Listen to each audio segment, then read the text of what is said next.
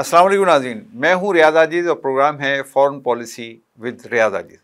नाज़रीन, हम आज के प्रोग्राम में बात करेंगे पाकिस्तान और बेलारूस के ताल्लुकात के हवाले से। बायलैटरल रिलेशन बेलारूस और पाकिस्तान के कैसे रहे हैं, कब कायम हुए, इसको हम डिस्कस करेंगे और क्या क्या एग्रीमेंट साइन हुए हैं। अभी प्रेसिडेंट आए गुज़िश्ता दिनों, बड़ा हंगामा खेज़ उनका दौरा रहा है यहाँ पाकिस्तान का। 3 दिन वो यहाँ पाकिस्तान में रहे, तीनों दिन पाकिस्तान में हंगामे रहे, यानी इस्लामाबाद जो है वो जद में रहा हंगामों की। पीटीआई ने ज़बरदस्त एहतजाज किया या उससे पहले ही हुकूमत ने एक माहौल बना दिया था, तो ये सारा मामला भी है। मैं थोड़ी सी तारीख़ के हवाले से बात करता चलूँ इस मौके पर कि बेलारूस यूएसएसआर का हिस्सा था और जब डिसमेंबरमेंट ऑफ यूएसएसआर हुई तो उस वक्त बेलारूस एक अलग स्टेट के तौर पे सामने आया और सबसे पहले अमेरिका ने 1991 में 25 दिसंबर को इसको तस्लीम किया एज ए स्टेट।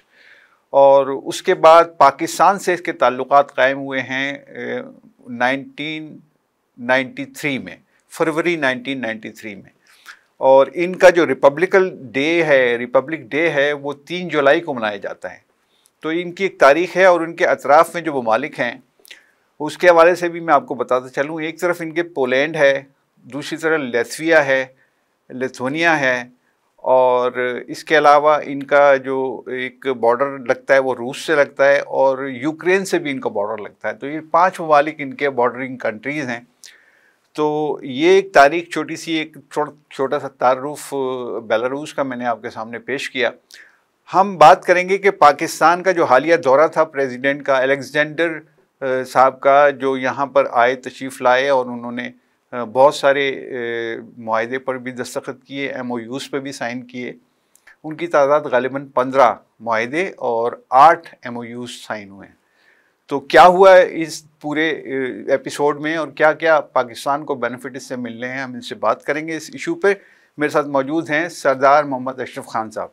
अस्सलाम वालेकुम सरदार साहब। विज़िट हुआ अलेक्जेंडर साहब का यहाँ पाकिस्तान में और प्रेसिडेंट हैं बेलारूस के, तो क्या एक्सपेक्ट कर रहे थे वो पाकिस्तान से और पाकिस्तान क्या एक्सपेक्ट कर रहा था उनसे? जो हुआ या नहीं हुआ, क्या आपने असेस किया इसको, दौरे को? Thank you. आपने तो अपनी इंट्रो में ही सारी पूरी हिस्ट्री वगैरह कवर कर ली है। वेरी इंटरेस्टिंग है कि ये ईस्टर्न यूरोप का मुल्क है और इसकी आबादी है 9 मिलियन और इसका जो GDP है वो $71 बिलियन है और इसका जो रकबा है वो तकरीबन 2 लाख मरबा मील है और किलोमीटर है। और ये एक वेलफेयर स्टेट है, लैंड लॉक कंट्री है और like Afghanistan, like you can say there are like, many landlocked countries, but मैं स्पेसिफिक इसलिए कि लास्ट हमारा एपिसोड जो है अफगानिस्तान के हवाले से, तो या अफगानिस्तान की तरह ये भी एक लैंडलॉक्ड कंट्री है। इसकी पॉपुलेशन जो है वो 80%, 78% लोग जो है वो शहरों में रहते हैं। तो ये टेक्निकली काफ़ी क्वालिफाइड मुल्क है और पाकिस्तान जैसा जो मुल्क है वो तो इसके साइज़ के एतबार से तो या आबादी के एतबार से या दूसरी चीज़ों के एतबार से तो पाकिस्तान बहुत बड़ा है। लेकिन पाकिस्तान में ये एक अच्छी इब्तदा मालूम होती है कि पाकिस्तान जो है वो अब बड़े बड़े मुल्कों के साथ अपने इक़्तिसादी और इकनॉमिक एंड पॉलिटिकल रिलेशनशिप के अलावा अब जो है वो ईस्टर्न यूरोप के उन ममालिक के साथ भी बातचीत कर रहा है जो पहले सोवियत यूनियन का हिस्सा थे और उनकी जो डेवलपमेंट हुई भी है वो अच्छी है। ख़ास तौर पर ये बेलारूस जो है वो जब सोवियत यूनियन में था, जब भी पाकिस्तान के साथ ये जो बेलारूस ट्रैक्टर है वो उसका काफ़ी कारोबार पाकिस्तान में था। अभी भी शायद होता होगा या नहीं है। इस दफ़ा भी ऑफ़र किया उन्होंने कोई इस तरह की टेक्नोलॉजी? वो जॉइंट वेंचर के करीब जा रहे थे उस वक्त, उस ज़माने में। जो बेलारूस ट्रैक्टर है इज़ वेरी पॉपुलर और पाकिस्तान के एग्रीकल्चरिस्ट जितने लोग हैं उनको बहुत पसंद था। लेकिन फिर बाद में क्या हुआ मुझे नहीं मालूम कि वो क्यों कम हो गया या ज़्यादा हो गया, दूसरे ट्रैक्टर्स भी आ गए। इनकी असेंबली यहाँ होने वाली थी, जॉइंट वेंचर होने वाला था, लेकिन बाद में नहीं हुआ। क्या हुआ मुझे इसका पूरी तफसील का इल्म नहीं है। लेकिन ये कहना ये है कि ये छोटे छोटे मुल्क हैं, इनकी इकॉनमी काफ़ी सॉलिड इकॉनमी। ये बात उन्होंने अपनी प्रेस कॉन्फ्रेंस में जब मीडिया टॉक की है उसमें बार बार इस बात को दोहराया है उन्होंने कि हम छोटे कंट्री हैं लेकिन हम टेक्नोलॉजी में बहुत एडवांस्ड हैं, आप हमसे फ़ायदा उठाइए, हमसे ताल्लुकात कायम कीजिए, हमसे मुख्तलिफ शोबों में ताउन कीजिए। तो ये उन्होंने बार बार 2-3 दफ़ा इस बात को अपनी के एतबार से यानी 71 बिलियन उनका जो है वो जीडीपी है, और पाकिस्तान का कोई 334 बिलियन के करीब है। अब 25 करोड़ का मुल्क है, उसका 300, और यहाँ 9 मिलियन का मुल्क है, उसका 71 बिलियन है। तो which is very sizeable, economically strong country है इन द सेंस कि उनकी पॉपुलेशन वेलफेयर पॉपुलेशन है, और ये डेमोक्रेटिक कंट्री है बाय एंड लार्ज, इससे डेमोक्रेटिक कंट्री, और इसकी जो ट्रेडिशंस है वो भी अच्छी है। तो इस लिहाज से तो पाकिस्तान के लिए अच्छा है कि पाकिस्तान एक ऐसे मुल्कों के साथ टेक्निकल कोलैबोरेशन भी कर रहा है जो पाकिस्तान की बेहद ज़रूरत है। क्योंकि बड़े मुल्कों से आप जब टेक्नोलॉजी ख़रीदने जाते हैं, या रशिया से लेते हैं, सोवियत यूनियन से लेते हैं, या अमेरिका से लेते हैं, या इवन चाइना से फॉर दैट मैटर, तो उनकी कीमत भी बड़ी है, उनका साइज़ भी बड़ा है, उनकी कीमत भी बड़ी है, और उनकी शराइत भी बड़ी है। तो ये जो मुल्क हैं छोटे, तो मेरे ख्याल से ये इकोनॉमिक डिप्लोमेसी में ये एक बड़ा अच्छी पेशरफ्त है।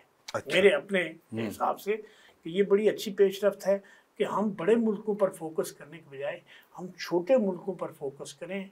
वहाँ हमारे लिए प्रोडक्ट भी मंडियाँ भी हैं, उनके लिए और भी चीज़ें हैं, या ख़ासतौर पर ये एग्रीकल्चर में डेवलपमेंट के लिए, ख़ासतौर पर जैसे ये ट्रैक्टर का मैन्युफैक्चरिंग है पाकिस्तान में, अगर उसकी मैन्युफैक्चरिंग हो जाए शुरू, तो पाकिस्तान को इससे बड़ा फ़ायदा होगा, टेक्नोलॉजिकल ट्रांसफ़र होगा, और ये जो मुल्क है इनकी कोई बड़ी कंडीशनलिटीज़ नहीं होती। अच्छा, इसमें एक बड़ी इंपॉर्टेंट बात मैं फिर मीडिया टॉक की बात करूँगा जो प्रेसिडेंट अलेक्जेंडर एक्यूशियाना ने की है, उसमें बहुत सारी उन्होंने बातें की। उसके अंदर ये बात उन्होंने बार बार दोहराई कि हम छोटी कंट्री हैं और हमसे आप टेक्नोलॉजी में और इसमें हम जो मदद आपकी कर सकते हैं वो शायद कोई दूसरा मुल्क उस तरह नहीं कर सकता। ये बात उन्होंने मुख्तलिफ अंदाज से कही 2-3 दफ़ा।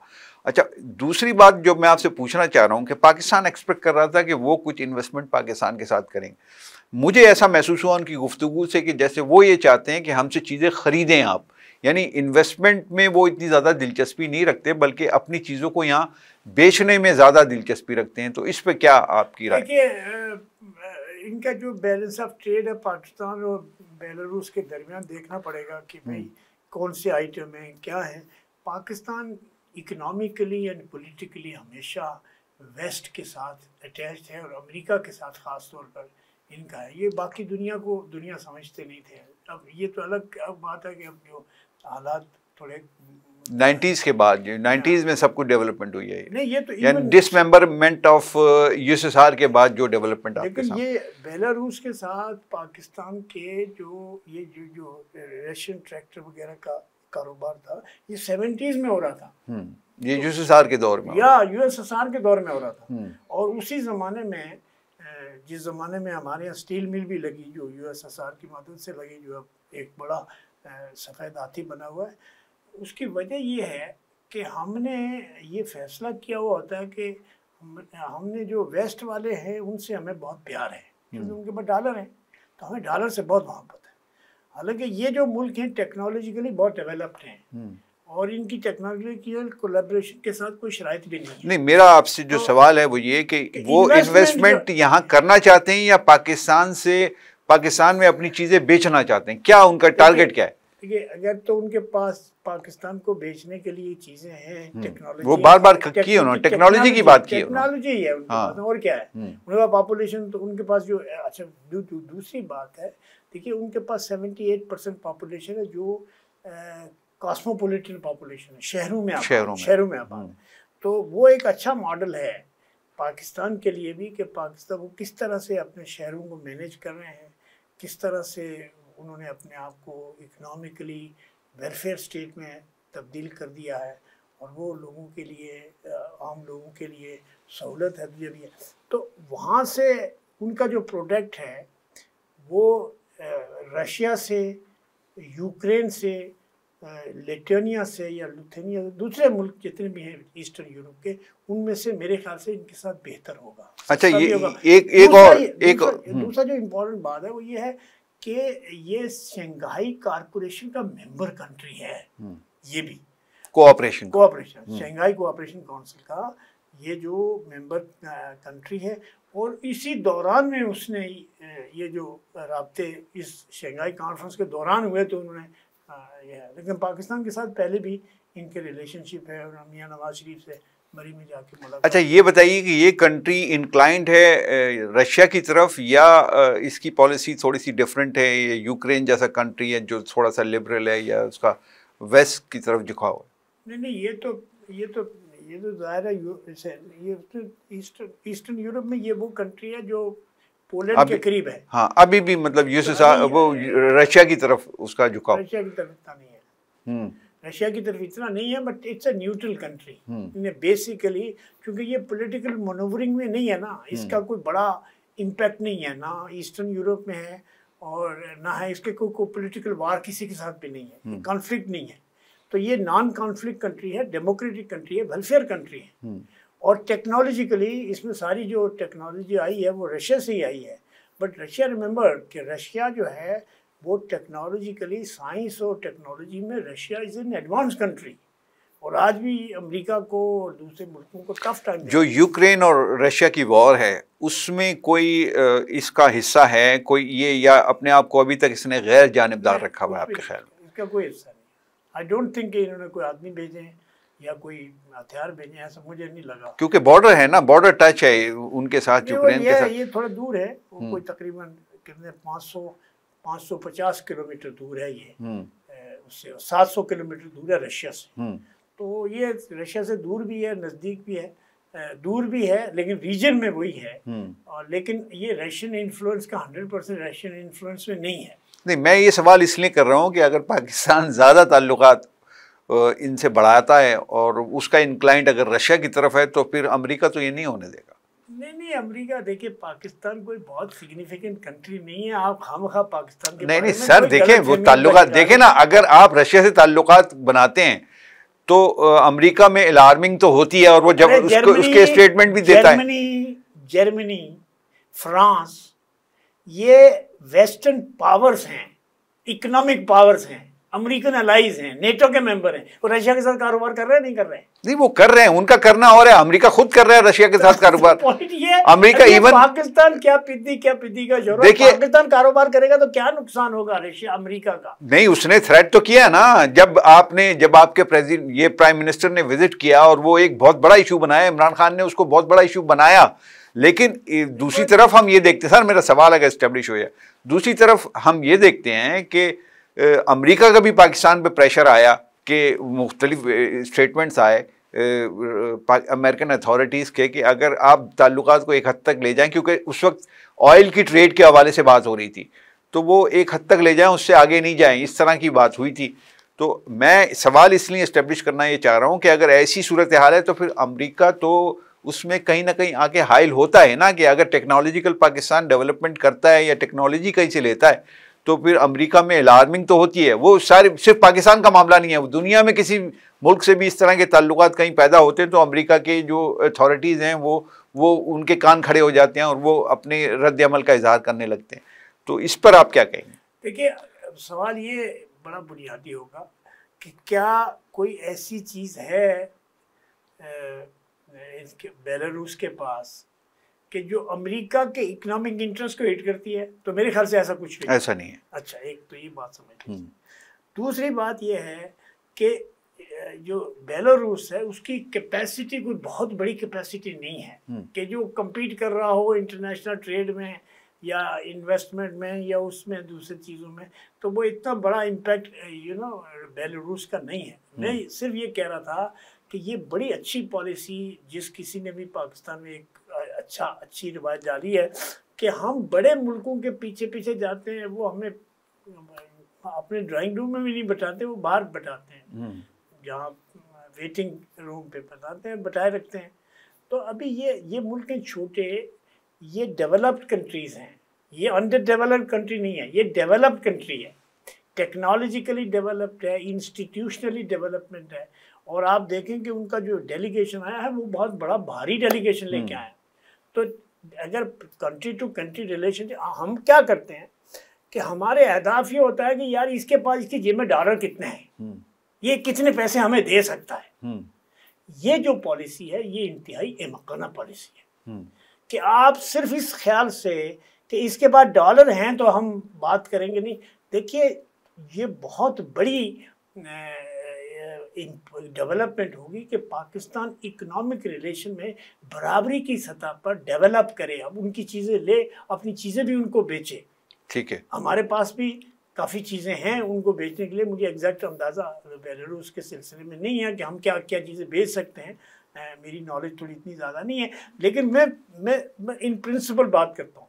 वो ये बात है कि छोटे कंट्रीज़ में, ईस्टर्न यूरोप के कंट्रीज़ में, अफ्रीकन कंट्रीज़ में, एशिया के दूसरे कंट्रीज़ में जिनका पॉलिटिकल लिवरेज ज़्यादा नहीं है, जिनका पॉलिटिकल लिवरेज भी ज़्यादा नहीं है और जो पाकिस्तान के साथ ट्रेड करने में खुशी महसूस करेंगे। हम तो एक ही जगह जाके बैठे हुए हैं, वो हमें कहेगा सो जाओ, हम सो जाओ। मतलब अब जो चेंज आ रहा है, पॉलिसी में शिफ्ट आ रहा है, उसको आप अप्रिशिएट करते हैं कि ये अगर पॉलिसी अगर है, कंटिन्यूटी अगर रखें इसमें, तो आप अप्रिशिएट करते हैं। They have to broaden. जैसे हमारे कहते हैं ना, पाकिस्तान में जो टैक्स बेस तो ब्रॉडन हुआ नहीं है, अपने मुल्क में तो हम कुछ करवा नहीं रहे, लेकिन हम दुनिया में ट्रेड रिलेशनशिप को वाइडन करें। हम मुल्कों के साथ जो बायलैटरल ट्रेड है या इवन जो यूनिलैटरल ट्रेड है या इस जो रीजनल ट्रेड है उसको डेवलप करना चाहिए। ठीक है, कोई अच्छा, अगली बात ये कि उनके दौरे के दौरान, जैसा कि मैंने इंट्रो में भी कहा, 3 दिन का उनका दौरा, तीनों दिन पाकिस्तान में हंगामा खेज सूरत हाल, ख़ास तौर से इस्लामाबाद में हंगामा खेज सूरत हाल, मीडिया पे वही कवरेज ज़्यादा उसको देखते, तो उन्होंने भी मीडिया देखा होगा, उन्होंने भी पाकिस्तान की सूरत हाल देखी। फ़र्ज़ कर लीजिए अगर कोई इन्वेस्टमेंट का उनका इरादा भी है, जो बज़ाहिर मुझे लगता नहीं है कि कोई बहुत बड़ी इन्वेस्टमेंट का कोई पाकिस्तान में इरादा है उनका, तो वो ये सूरत हाल देख के यहाँ पे आएंगे? नहीं, पाकिस्तान में इन्वेस्टमेंट के लिए कोई भी नहीं आएगा। आपके जो सबसे ज़्यादा करीबी कंट्रीज़ हैं वो भी नहीं आएंगे, आपको दिलासा ज़रूर देंगे, बातें करेंगे आपसे, आपको कहेंगे हाँ हाँ हम आ रहे हैं, हम जा रहे हैं, हम आपके साथ मेमोरेंडम साइन कर देंगे। इन्होंने भी मेमोरेंडम साइन किए, इन्होंने एग्रीमेंट भी साइन किए हैं। उन पाकिस्तान दुनिया में मेरे ख्याल से उन मुल्कों में एक मुल्क है कि जिसके दुनिया में हर मुल्क से कई कई एग्रीमेंट हैं, बायलैटरल एग्रीमेंट है, मेमोर, वो सब पड़े रहते हैं फाइलों में, उनके ऊपर इम्प्लीमेंट कोई होता ही नहीं है, किसी का भी नहीं होता ना, एग्रीमेंट पे होता है और एमओयूज तो वैसे भी एमओयूज ही होते हैं, ऐसे एमओयू है, बस वैसे ही पब्लिसिटी के लिए वो करते हैं। लेकिन हकीकत ये है कि पाकिस्तान नीड्स टू, पाकिस्तान की ज़रूरत है कि अपने इक्तिसादी रिलेशनशिप को ब्रॉडन करे यूरोपियन कंट्रीज में, ख़ास तौर पर यूरोप के बड़े कंट्रीज़ में। तो हमारे ताल्लुकात हैं, जर्मनी के साथ भी हैं, थोड़े बहुत फ्रांस के साथ भी हैं, दूसरे, लेकिन बेल्जियम है, जो हंगरी है, पोलैंड है, ये इन सारे मुल्कों के साथ हमें अपना ट्रेड रिलेशनशिप बढ़ाना चाहिए, थोड़ा हो ज़्यादा हो, बट शुरू करेंगे तो बढ़ेगा। तो इससे क्या होगा कि पाकिस्तान को अपने आप को इक्तिसादी तौर पर और डिप्लोमेटिकली इंटरनेशनली भी आपका इमेज बढ़ेगा कि भाई आपके उस मुल्क से भी हैं ताल्लुकात, उस मुल्क से भी ताल्लुकात हैं।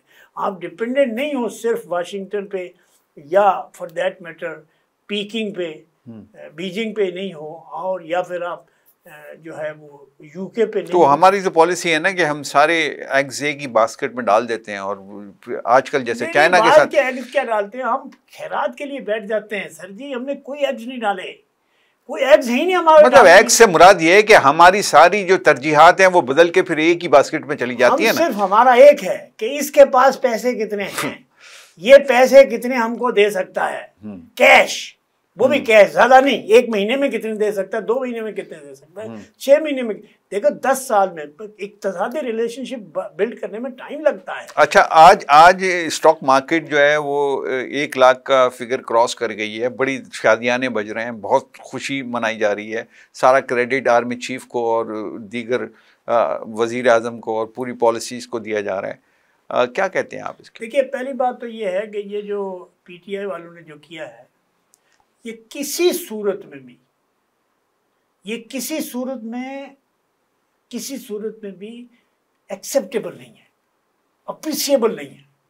एक तो ये बात है कि आप अपने मुल्क के कैपिटल के ऊपर हमलावर हो जाते हो खुद ही, और लॉ एंड ऑर्डर क्रिएट कर रहे हैं। तो देखो दूसरे मुल्क आते हैं, उसका सदर आया, उसको कुछ पता नहीं 40-50 के करीब वो जो 68 मेंबर्स का डेलीगेशन आया था। तो आपको इस बात का भी ख्याल रखना चाहिए। उनको कोई ख्याल नहीं, वो कह रहे हम नहीं है तो कुछ भी नहीं है। तो पॉइंट यहाँ ये है कि पीटीआई ने जो किया इससे ज़्यादा और कुछ कर भी नहीं सकते थे, और मेरे ख्याल से हुकूमत ने तो बड़ा ही अच्छा किया। मैं कोई हुकूमत का वो नहीं हूँ, ना तो मैं तर्जमान हूँ और न मैं हुकूमत का कोई वो हूँ बहुत बड़ा मद्दा या बहुत बड़ा परस्तार भी नहीं हूँ, मैं सिर्फ हुकूमत का क्रिटिक हूँ। अच्छा, लेकिन अगला सवाल होने बावजूद मैं ये समझता हूँ कि हुकूमत ने ये पीटीआई का जो एजिटेशन था उसको बड़े अच्छे तरीके से हैंडल किया है, और उनको पीटीआई वालों को अब समझ में आएगा कि चले वो हम डिटेक हो रहे हैं, मौजूद से हट रहे हैं। ये बताइए आपके जो इम्पैक्ट्स हैं, यानी 3 रोज़ा दौरा बेलारूस के सदर का पाकिस्तान का, उसके बाद स्टॉक मार्केट उसी दिन जो तीसरे रोज़ गिर गई और फिर आज वो 1 लाख का फिगर क्रॉस कर गई, इस पर क्या राय है आपकी? देखिए, हमारी जो स्टॉक एक्सचेंज है ना, वो सट्टेबाजों का खेल है। ये इसका इक्तिसादी इंडिकेशन से कोई ताल्लुक नहीं। पहली बात तो ये, क्योंकि ये पैसे बनाने के लिए बैंक और ये सारे इंस्टीट्यूशन इकट्ठे होते हैं, और कहीं से इनको इशारा मिलता है भाई बढ़ा दो। हमारे डैडी भाई है अकील डैडी एंड कंपनी, तो ये फिर बढ़ाते हैं। तो इसका इक्तिसादी उससे आम पब्लिक से भी कोई इम्पैक्ट नहीं है, उसका इक्तिसादियात पे भी कोई इम्पैक्ट नहीं है। देखिए बात यह है कि अगर स्टॉक एक्सचेंज बढ़े, आपका अगर इंडस्ट्रियल प्रोडक्शन बड़ी हो, आपका इन्वेस्टमेंट आपका आया हो, वो तो कहते हैं कि 8 बिलियन, इन्होंने कहा था 9 बिलियन डिपॉजिट आएगा। ये जो जुलाई और अक्टूबर के दरमियान कुछ भी नहीं आया डिपॉजिट, आमदनी नहीं, डिपॉजिट के लिए पैसे आएंगे, इससे आएंगे, उससे सऊदी अरब से फलाने नहीं आएंगे। कहना यह है कि जो स्टॉक एक्सचेंज बैरोमीटर नहीं है, इस लिहाज से बैरोमीटर है कि चलो जी कुछ कॉन्फिडेंस हो रहा है, उम्मीद बढ़ रही है, इंडिकेशन है थोड़ा कारोबारी बरादरी में या स्टॉक एक्सचेंज के लोगों में, तो उससे इम्प्रेशन अच्छा पड़ता है दुनिया में, या कहीं भी थोड़ा बहुत इम्प्रेशन अच्छा पड़ता है। लेकिन जो मैं बात जो कहना चाहता हूँ कि जो हमारा स्टॉक एक्सचेंज है वो हमारी इक्तिसादी रियलिटीज़ को रिफ्लेक्ट नहीं करता है। ठीक है, बिल्कुल बिल्कुल ठीक है। और ये जो सट्टाबाजी है ये ज़्यादा है उसके अंदर। नहीं, ऐसे पैसे बनाने के लिए करते हैं, ऊपर करते हैं, ये सही है। चलो अच्छा करते हैं, इन्वेस्टमेंट में लोगों को फायदा होता है, बाहर से भी अगर इन्वेस्टमेंट आना शुरू हो जाए which is good, again it is good कि अगर स्टॉक एक्सचेंज में लोग बाहर से इन्वेस्टमेंट कर रहे हैं, ट्रेड हो रहा है शेयर्स का, और वॉल्यूम बढ़ रहा है लोगों का, और बाहर से अगर लोग इन्वेस्ट कर रहे हैं इसको प्रॉफिटेबल देख के, तो फिर तो ठीक है।